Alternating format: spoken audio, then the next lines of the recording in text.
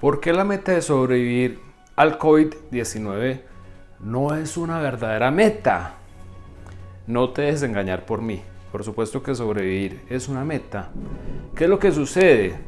Que es que la meta de sobrevivir es una meta transversal a la existencia. Es decir, con pandemia o sin pandemia, siempre deberíamos tener la meta de sobrevivir. Lo que pasa es que, como lo decía Freud, el hombre solamente piensa en la vida una vez esté cerquita a la muerte, bien sea porque ha tenido un accidente, tiene una enfermedad, tuvo una experiencia de pérdida cercana por un familiar, por alguien conocido, y ahí sí se empieza a pensar, a valorar la existencia. Pero sí es una meta. Lo que pasa y lo que quiero advertir y el motivo por el cual hago el presente video es el siguiente.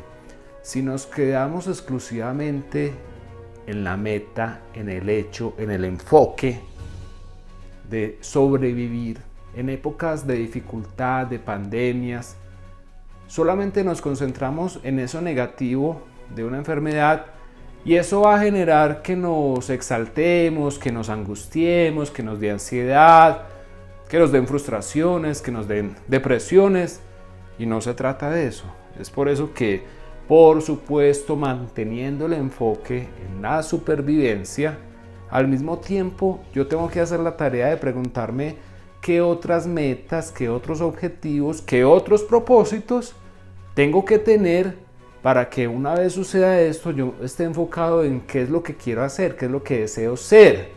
Si no, me enfoco exclusivamente en la enfermedad y eso es un peligro muy grande para mí. Entonces, digamos, en épocas de pandemias hay algo de similitud, si se quiere, con lo que es la declaración de un estado de guerra. Es decir, cuando un país declara una guerra, digamos que hay una preparación colectiva para ese propósito. Entonces empiezan a convocar una cantidad de personas militares ya retiradas o personas que ya tienen su libreta militar y que en algún momento se requiere, por la urgencia, convocar a la mayor cantidad de personal posible, ¿sí? Ese es un estado de guerra. Entonces, ¿qué es lo que sucede o qué has escuchado cuando por fin termina una guerra? A nivel psicológico se empiezan a presentar una serie de trastornos. Seguramente has visto películas de soldados que estuvieron por allá en Irak, en Afganistán, en Vietnam, y quedan con cierto traumatismo o se desarrollan, digamos, no solamente en una guerra, sino al pasar ciertas situaciones difíciles, por ejemplo, también en algunas ocasiones en los embarazos, un estrés postraumático, ¿sí? Entonces, la intención acá es que podamos prevenir justamente la aparición de esa cantidad de síntomas, afectaciones emocionales, afectaciones mentales, y la mejor manera es estar preparados justamente para lo que viene, pero después de una situación adversa, llámese pandemia o sin pandemia, pero el caso es que estemos preparados. Entonces, los diferentes enfoques que hablan sobre la generación, la creación, la redacción de metas, casi todos coinciden en algo. Hay que pensar en metas grandes.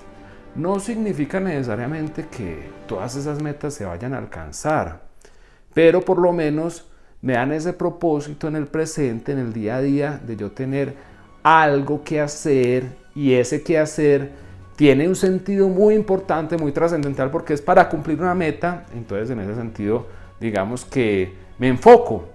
Entonces, por eso es que es tan importante que sí, sobrevivir absolutamente, la meta más importante de todas. Pero más allá de eso, ¿y después qué? No vaya a ser que me suceda que, bueno, pude sobrevivir, pero ve, ¿y ahora qué voy a hacer? ¿Cuál es el sentido de mi existencia? ¿Cuál es mi propósito de vida? Entonces yo tengo que pensarme también a largo plazo y desde la emocionalidad, pero una emocionalidad muy positiva. Entonces, ánimo a construir esas metas. Muchas gracias, hasta la próxima oportunidad.